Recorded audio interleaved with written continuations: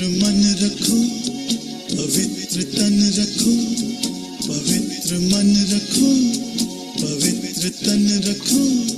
पवित्रता मनुष्यता की शान है, जो मन वचन कर्म से पवित्र है, वो चरित्रवान ही यहाँ महान है। पवित्र मन रखो, पवित्र तन रखो, पवित्रता मनुष्यता की शान है, जो मन वचन कर्म से पवित्र है, वो चरित्रवान ही यहाँ महान है।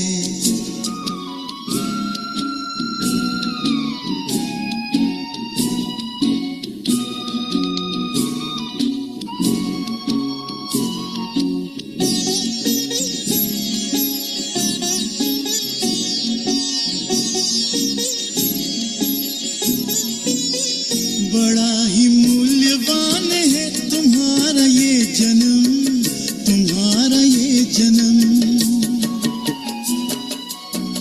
बड़ा ही मूल्यवान है तुम्हारा ये जन्म, तुम्हारा ये जन्म।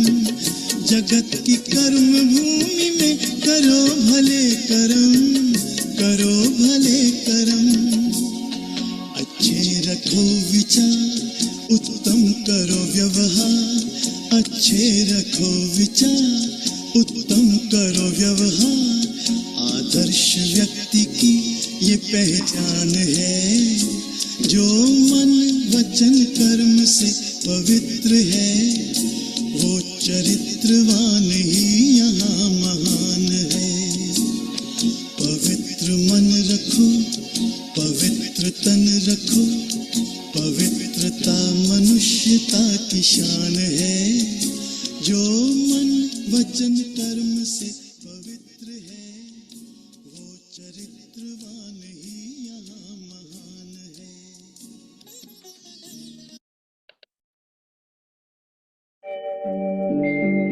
ओम शांति शांति, ओम शांति शांति।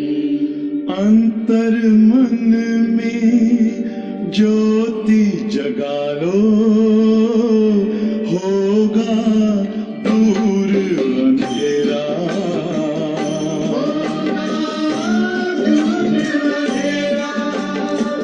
शिव का कर लो ध्यान, आ रहा पावन पुण्य सवेरा।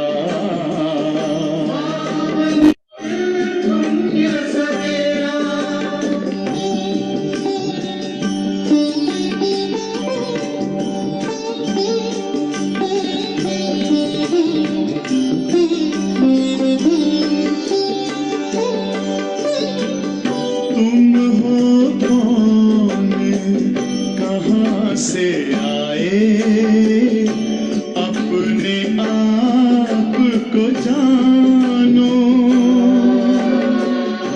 राजयोग के द्वारा अपना परम पिता पहचानो। इसी राजपथ पर चल कर तुम पालो अपना बसेरा।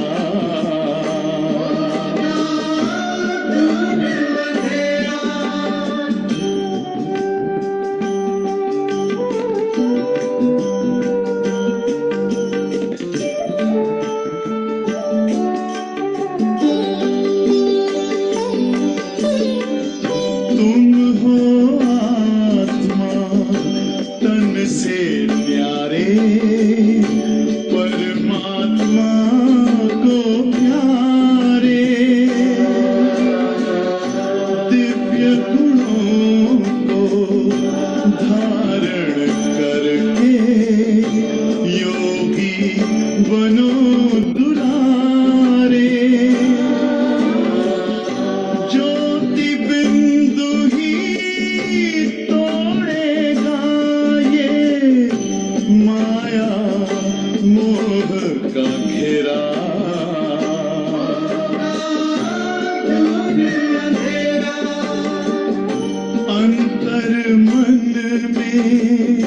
ज्योति जगा लो, होगा दूर अंधेरा।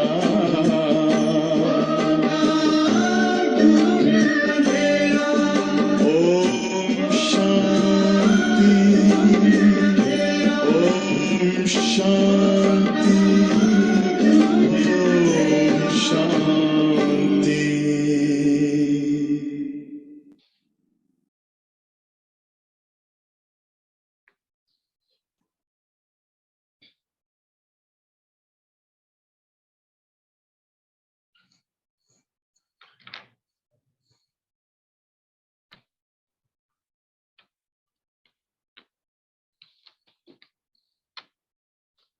ओम शांति।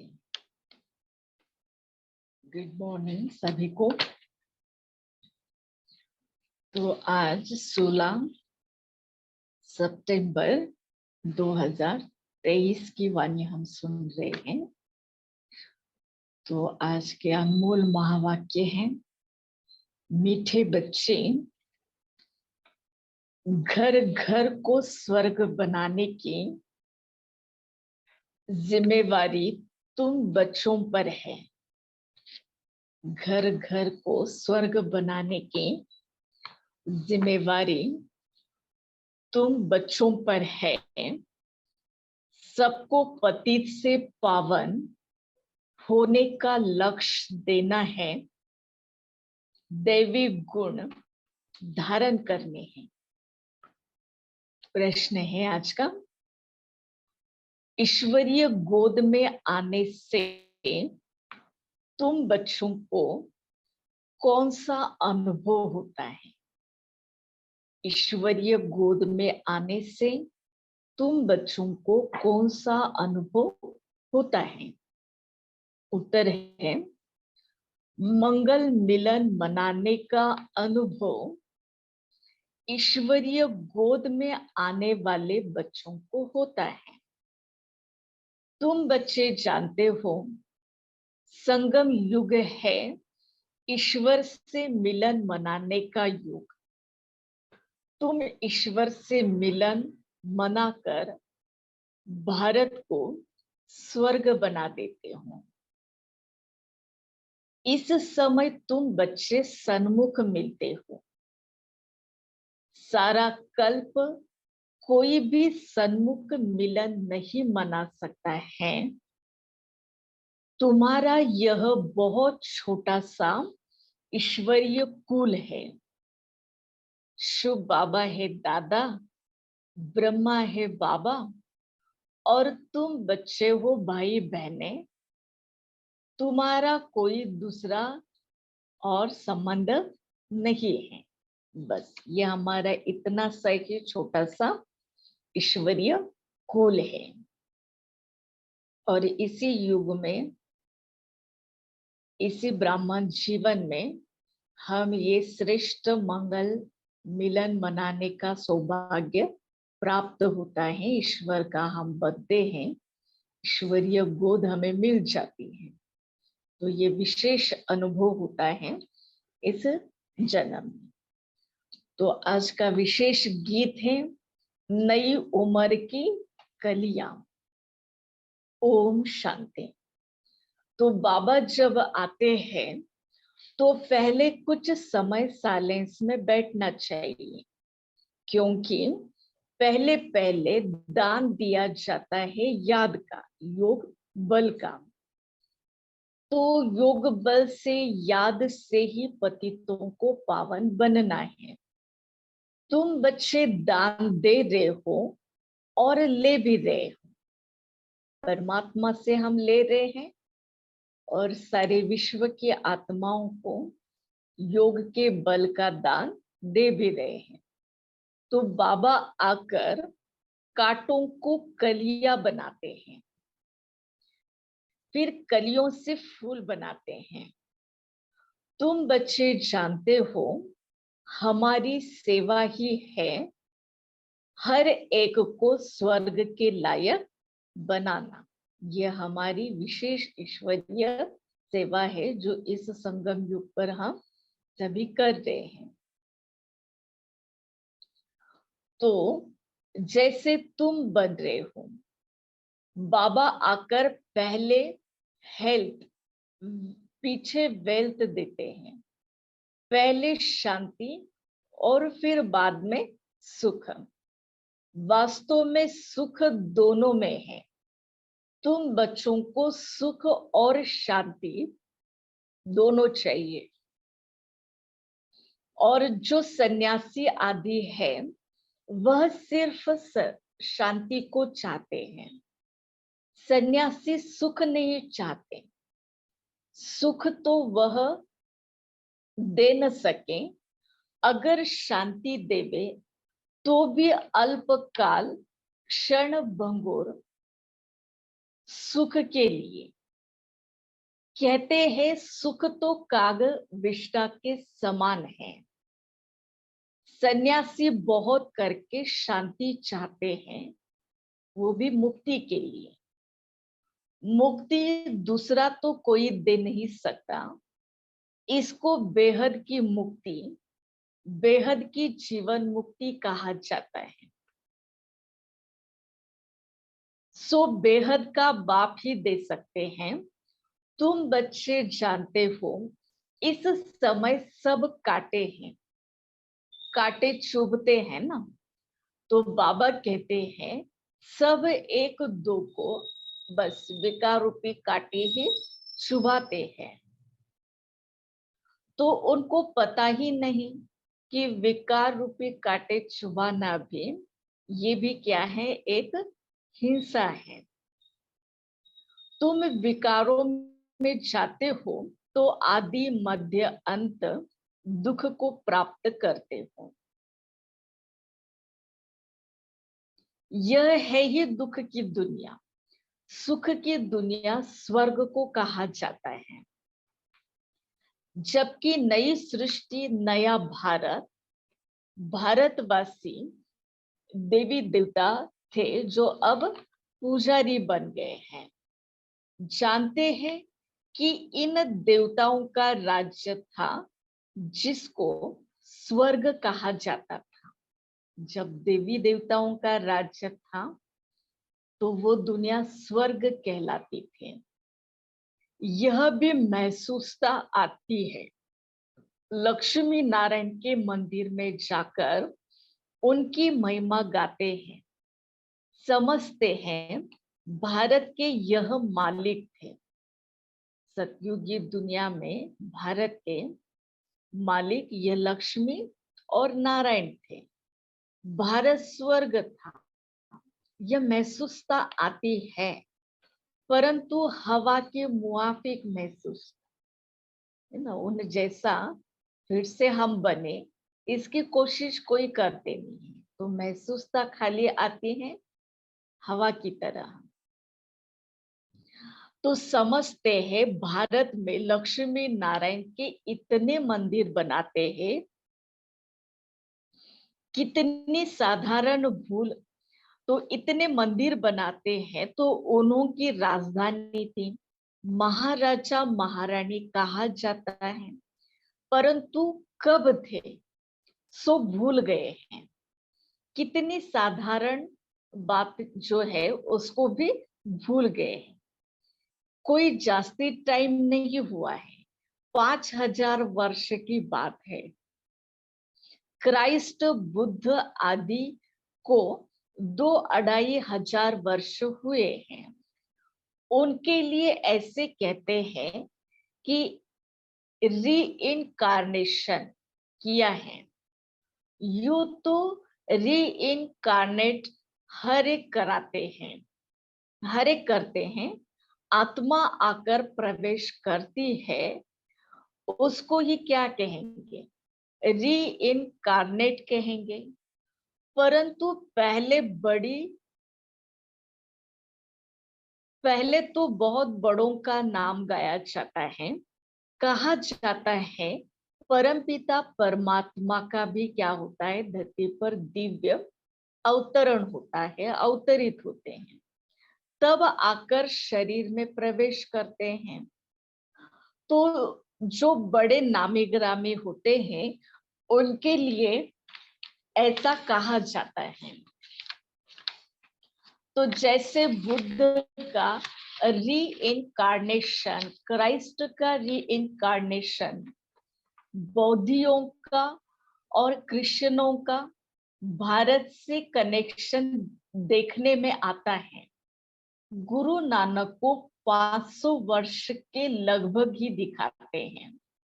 उनको भी छोटा रीइंकार्नेशन है उनका भी। तो वह सारे बड़े हैं। तो अब परमपिता परमात्मा को बुलाते हैं, परंतु वह कब आएगा, कैसे आएगा, ये कोई जानते नहीं है। शरीर में तो जरूर आना होता है ना, परंतु जन्म न लेने के कारण उनको रीइंकार्नेशन कहा जाता है। छोटा बच्चा तो नहीं बनते हैं। सबसे बड़ा रीइंकार्नेशन परमपिता परमात्मा का कहेंगे, जो इस संगम युग पर धरती पर उनका दिव्य अवतरण होता है। तो गाते हैं परमात्मा 24 अवतार लेते हैं। अब कह देते पत्थर पत्थर में अवतार लिया, गिरते ही जाते हैं, विचारों से बुद्धि से गिरते जाते हैं मनुष्य। जैसे भारत गिरता जाता है, वैसे उनकी कथनी, कहना मानना भी क्या हो जाता है, गिरता जाता है।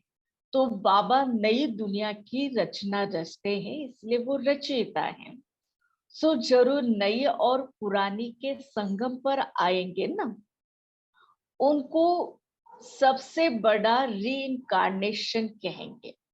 शिव का सबसे बड़ा रीइंकार्नेशन है, परंतु मनुष्य समझते नहीं, क्योंकि परमात्मा से सभी बेमुख हैं। निराकार से परिचित जरूर है, परंतु वह यह नहीं जानते कि परमात्मा कब आते हैं, क्या आकर करते हैं। ऐसे नहीं कि विष्णु का रीइंकार्नेशन कहेंगे, तो देवी देवता धर्म का रीइंकार्नेशन नहीं कहेंगे, देवी देवता धर्म की स्थापना कहेंगे। स्थापना होते हैं, परमात्मा का दिव्य भव्य अवतरण होता है इस धरती पर। वो आकर नई दुनिया की, यानी देवी देवता धर्म की, स्वर्ग की दुनिया की स्थापना करते हैं। तो विष्णु अवतरण का एक नाटक भी बनाते हैं। अब वास्तव में विष्णु अवतरण की तो कोई बात नहीं है। तुम अब विष्णु के कुल के बन रहे हो, ईश्वर का कुल है ना यह। तो शिव का बच्चा ब्रह्मा और ब्रह्मा के बच्चे तुम सब, तो इसको ईश्वरीय कुल कहा जाता है। परमपिता परमात्मा कहते हैं, मैं आकर तुमको अपना बनाता हूँ, मैं आकर तुम बच्चों का पिता बनता हूँ तो मैं सबका पिता, सारी सृष्टि की मनुष्य आत्माओं का बेहद का पिता। परंतु कभी तुम ब्रह्मा द्वारा मेरे बने हो, इसलिए तुम मुझे दादा कहते हो। आत्माओं का पिता तो है ही, सब जानते हैं। इस समय में आया हुआ हूं, तुम ही अभी मिलते हो। बेहद के बाप से तब मिलते हो जब बाबा जन्म देते हैं। तो हमारा ईश्वरीय दिव्य अलौकिक जन्म है। अभी तुमको धर्म का बच्चा बनाया है इस ब्रह्मा के द्वारा। तो इनकी प्रजा भी है, तो तुम सब मुख की वंशावली हो।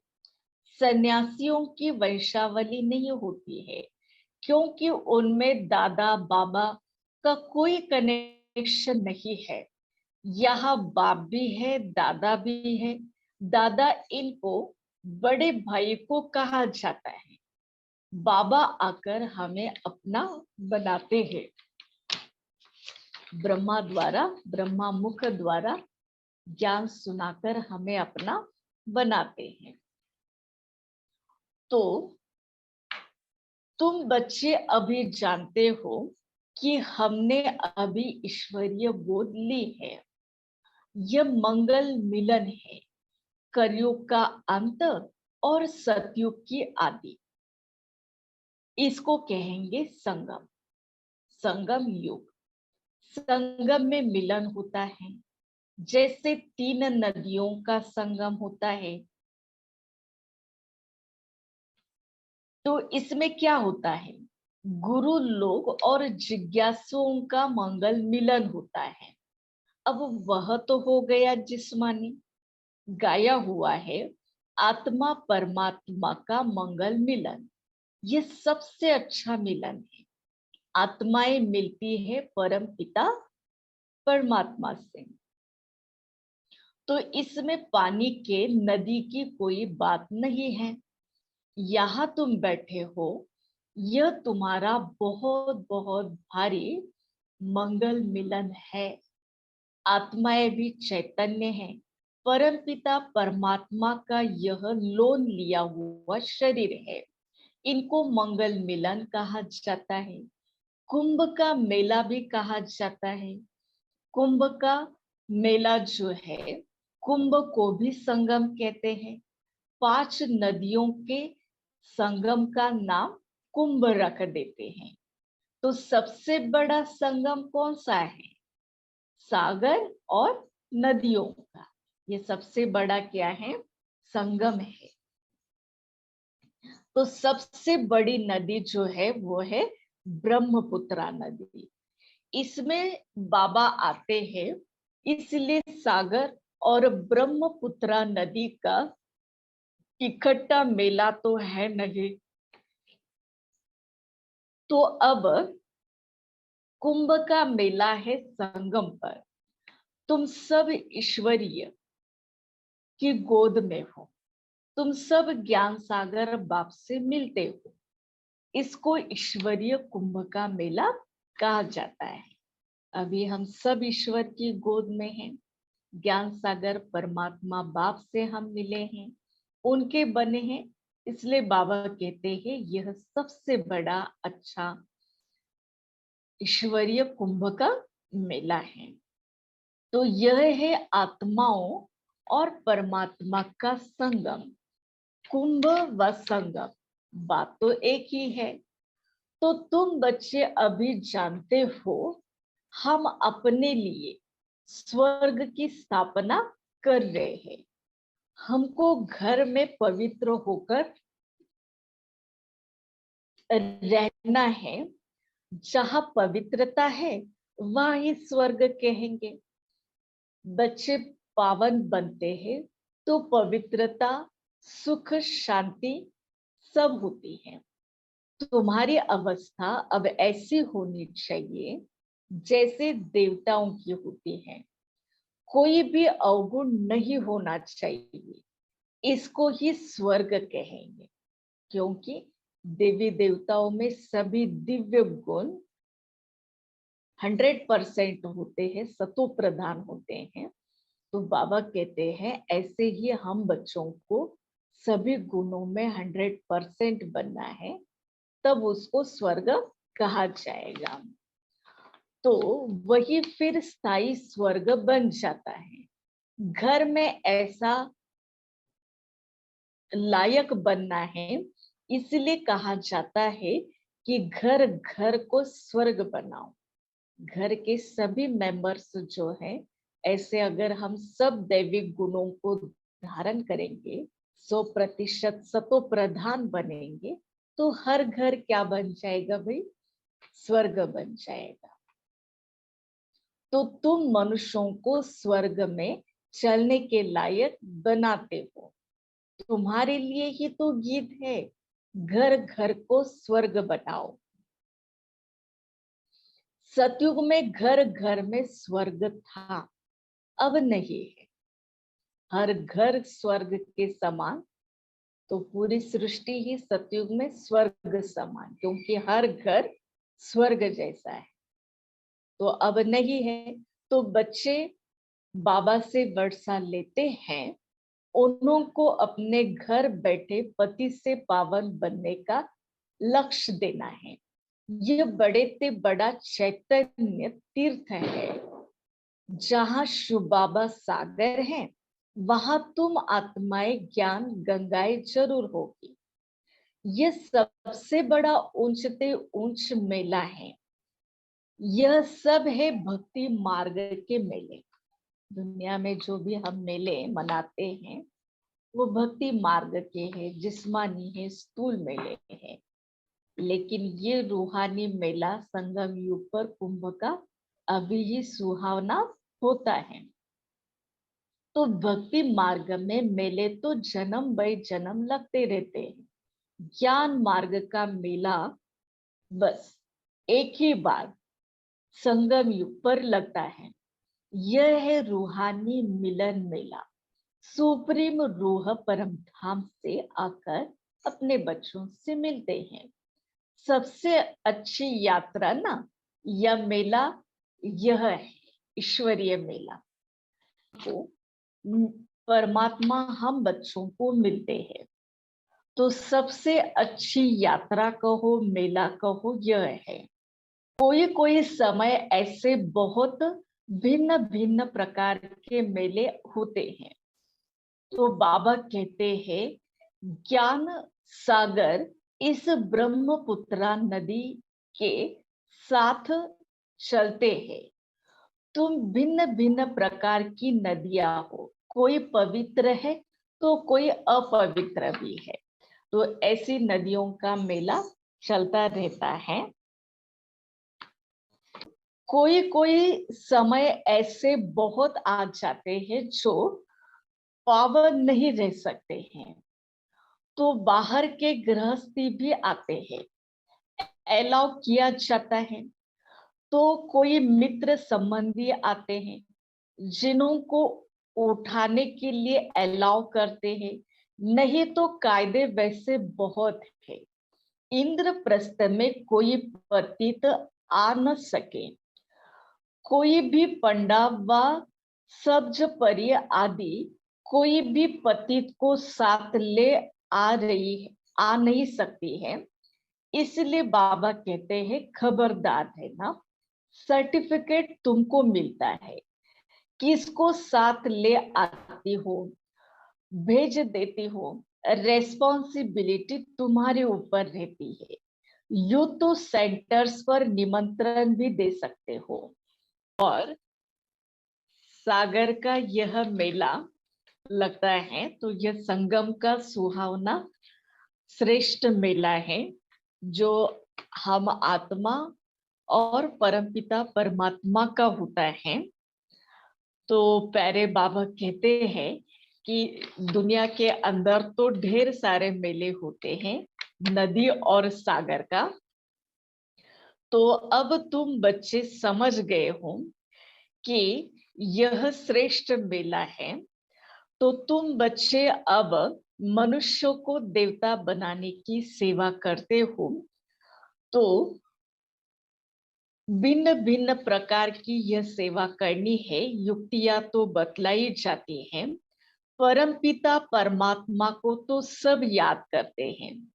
हम फलाने फलाने पिता के बच्चे हैं, सिर्फ उनके ऑक्यूपेशन को नहीं जानते हैं। यह तो तुम बच्चे समझ गए हो कि जिस जिस नाम रूप से जो मनुष्य आते हैं, उसी नाम रूप से 5000 वर्ष बाद फिर आना है। क्राइस्ट का जो चित्र है हूबहूब फिर उसी समय हो सकता है, ऐसा और किसी मनुष्य का हो नहीं सकता। चित्र का कृष्ण का भी चित्र है, वह फिर और किसी मनुष्य रूप में नहीं हो सके। तो आत्मा भिन्न भिन्न नाम रूप देश काल में जन्म लेते लेते अब पतित हो गई है। इसको फिर से पावन परमात्मा आकर बनाते हैं। तो तुम अभी जानते हो कल्याणकारी परमपिता परमात्मा है, अकल्याणकारी रावण है, सबको सदगति देने वाला बाप है। फिर इसमें मनुष्य तो क्या, सब चीजों की वो सदगति कर देते हैं। नरक का विनाश और स्वर्ग की स्थापना। तो बाबा आए हैं, ढिंडोरा पिटाने में भी हर्जा नहीं है। तुम्हारे चित्र भी बड़े अच्छे चाहिए, अभी तो मंदिर लायक बन रहे हो। अब तुम्हें अपने अंदर के विकारों को निकालने की बड़ी मेहनत करनी है। लक्ष्मी नारायण को वरने के लिए विकारी सभी अवगुण निकालने में कितनी मेहनत लगती है। तरह तरह के विकार के वशीभूत होते हैं। जैसे एकदम थप्पड़ मार देते हैं, गिर पड़ते हैं। लोभ वश भी गिर पड़ते हैं। अच्छे अच्छे घर की बची या मिठाई देखेगी तो छिपाकर खा लेगी। लोभ में भी कितनों का नुकसान हो गया है। लोभ के वश ही चोरी करते हैं। पहले तुम भट्टी में थे, अभी तो सबको अपने घर में भट्टी बनानी पड़े। बाबा ने एक ही भट्टी बड़ी बनाई है। अभी तो कहते हैं पहले 7 रोज भट्टी में रहना पड़े। आजकल किसका भट्टी में बैठना बड़ा मुश्किल है। सेंटर में भी आते हैं तो रंग चढ़ाते हैं, फिर घर में जाने से वो उड़ जाता है, संग दोष लग जाता है। अभी तुम बच्चों को बड़ी मेहनत करनी है। अभी तुम जानते हो हम ईश्वरीय कुल में बैठे हैं, बाबा दादा और हम सब भाई बहने। तो ब्राह्मण कुल सर्वोत्तम कुल गाया हुआ है। उन ब्राह्मणों को भी तुम ये ज्ञान दे सकते हो। दुनिया के अंदर जो है नामधारी ब्राह्मण, तो उनको भी बाबा कहते हैं कि ज्ञान देना है, समझाना है। ब्राह्मण है उत्तम चोटी, संगम युगी ब्राह्मण ही देवता बनते हैं। चोटी तो ऊंची ठहरी ना, तो तुम ब्राह्मण देवताओं की पूजा करते हो, अपने को पुजारी, उनको पूज्य समझते हो, देवताओं को पूज्य समझते हैं। तो उन पुजारियों और ब्राह्मणों को भी जाकर तुम बच्चे ज्ञान समझाओ। सच्चे सच्चे ब्राह्मण संगम युगी है।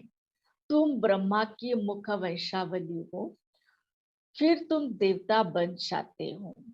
स्वर्ग का देवता जरूर परमपिता परमात्मा ही बनाएंगे ना, तो उनकी श्रीमत पर चलना है, उनको याद करना है। ठीक है।